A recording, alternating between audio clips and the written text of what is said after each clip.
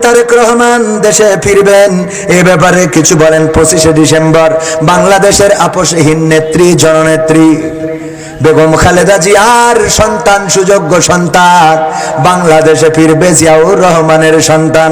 ওগো আমার ভাইয়েরা, আমরা চাই জিয়াউর রহমান দেশে ফিরে আসুক এবং একজন পুরুষ হিসাবে দেশের রাজনীতিতে নেতৃত্ব দিক। এবং বেগম জিয়া যেমন ইসলামের জন্য সফট কর্নার ছিল, তার কাছে ইসলামের সফট কর্নার ছিল।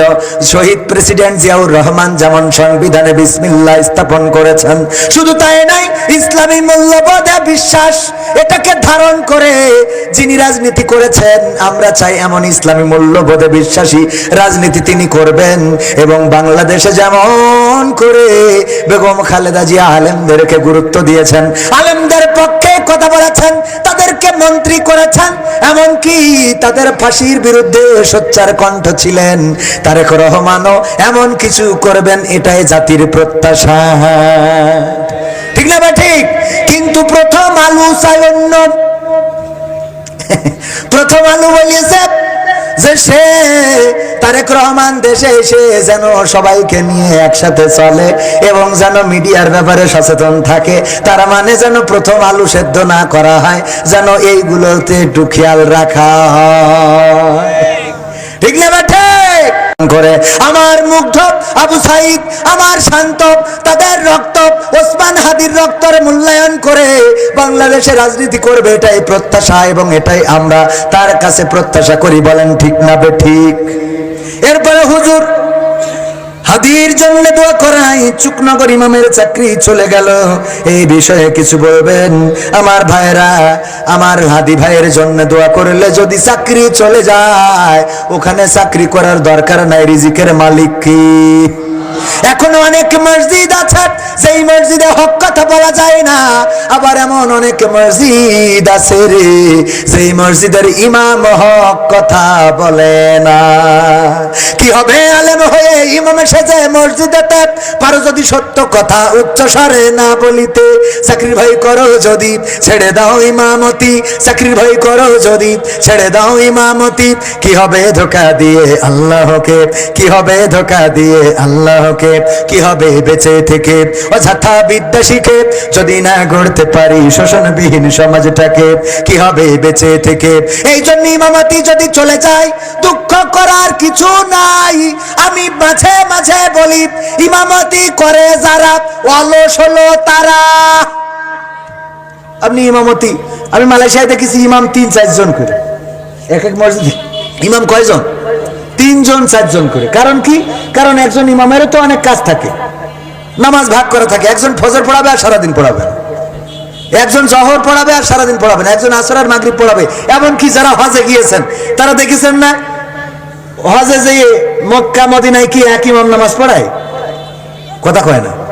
আর আমাদের ইমাম, উনি ইমামতির চাকরি নিয়ে ও বাবা নামাজ পড়ায় পার পারে পা তুলিয়ে সারাদিন শুয়ে।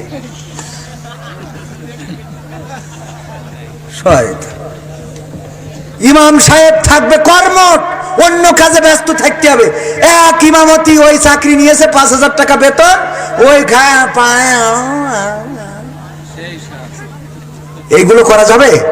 ইমাম কর্মঠ হইতে হবে। মসজিদে আপনি ইমামতির চাকরি একা করবেন কেন? আপনি বলবেন ইমাম 3 জন মিলে থাকবো, বেতন দিতে হবে 10,000 করে। গ্রামে মানুষের টাকা নেই, ওর বাড়ি এলইডি চলে, ওর ওয়াইফাই বিল চলে, ওর ডিশ অ্যান্টিনা চলে, মেয়ের টিকটক চলে, বোর লাইভ চলে, ও খালি মসজিদের ইমামের বেতন চালাইতে পারে না। কথা কয় না? এই ফকরেমি কাজ ইমামদের করার দরকার নেই। আপনি আসেন, আমরা একসাথে গলা ধরি ওয়াজ করি, খাবো, তাও ভালো। আমার একটা নাটক ছিল, ওই যে আমি আর মারুফ ভিক্ষে করি, বললাম না হয় ভিক্ষে করে ছাড়ি দেবো, তাই কি মানসি বলে যে না হয় ভিক্ষে করে খাবো, তো আমরা যেহেতু ভিক্ষে করি তাহলে আমাদের কি বলতে হবে? আমি বললাম যে অসুবিধা নেই, অত ভয় পাওয়ার দরকার নেই, না হয় ভিক্ষে করে ছেড়ে দেবো। ঠিক আছে না বাজান? তো ইমামতি ছেড়ে দিতে হবে, কিন্তু কোন মসজিদের সভাপতির গোলামি করা যাবে না, কোন মসজিদ কমিটির গোলামি করা যাবে না। আমি বলেছি মসজিদের সভাপতি হবে সে যে ইমামের অনুপস্থিতিতে জুম্মার নামাজ পড়াইতে পারবে, তা না হলে চলবে না। কথা ঠিক আছে? ইমামের পরিচালনা দেখেন, মুয়াজ্জিনের সার্টিফিকেটের মান বেশি না ইমামের সার্টিফিকেটের মান বেশি? মুসাল্লির সার্টিফিকেটের মান বেশি না মুয়াজ্জিনের সার্টিফিকেটের মান বেশি? তাহলে মুসাল্লির থেকে মুয়াজ্জিন উপরে, মুয়াজ্জিনের থেকে ইমাম উপরে। যেহেতু ইমামকে একজন সভাপতি চালায়, সুতরাং সভাপতির সার্টিফিকেট এর যদি মাওলানা হয় তোর তো মুফতিরটাও মানে ইফতার সার্টিফিকেটও লাগবে। কথা কয় না? এ যদি ডক্টর হয় তুই তো ডক্টর ইউনুস হতে হবে, ঠিক না ভাই? ঠিক। তা না হলে তোর সভাপতি চলবে না, ডাইরেক্ট আউট, ডাইরেক্ট আউট। ওর বলতে হবে খবরদার আপনি কথা বলেন, একদম চুপ থাকেন, সামনে বসে থাকেন, আপনি কি ডা, এই মনে থাকবে এগুলো? হ্যাঁ, মসজিদ চলবে আপনার। আমি মাঝে মাঝে বলি, ও আমরা ওই জায়গায় দিতে গেলে চার দোকানে আপনার বিল, আপনার ফ্রিজ, ও বাবা কুরবানি দেওয়ার আগে বড় ফ্রিজ, ও তো অভাব হয় না, ইমাম সাহেবের টাকায় অভাব হয়ে যায়। ইমামরাও মাথায় নিতে হবে, কোনো কমিটির গোলামি করে কোনো ইমামতি হবে না। ইমামতি ছেড়ে দিয়ে আপনি রিক্সা চালান, আপনি ইজি বাইক চালান। আমার রাসূল ইহুদির কূপের পানি তুলে রিজিক অন্বেষণ করেছেন। আল্লাহর নবীরা জুতা সেলাই পর্যন্ত করেছেন, দর্জি ছিলেন, কামার ছিলেন, হাতুল দিয়ে বাড়ে বাড়ে দাউদ আলাইহিস সালাম দা ছুরি কাঁচি বানাইতো। তো তুমি কি দাউদের থেকে বেশি হয়ে গেছো? কথা কয় না। আমাকে কিছু লেখাপড়া করি শিক্ষিত, শিক্ষিত মূর্খ হয়। লেখাপড়া করেছে বিয়ে পাস, তাই ও আর দোকান চালাইতে পারবে না, ও আর রিক্সা চালাইতে পারবে না, ও আর মাঠে কাজ করতে পারবে না। ও কি করবে?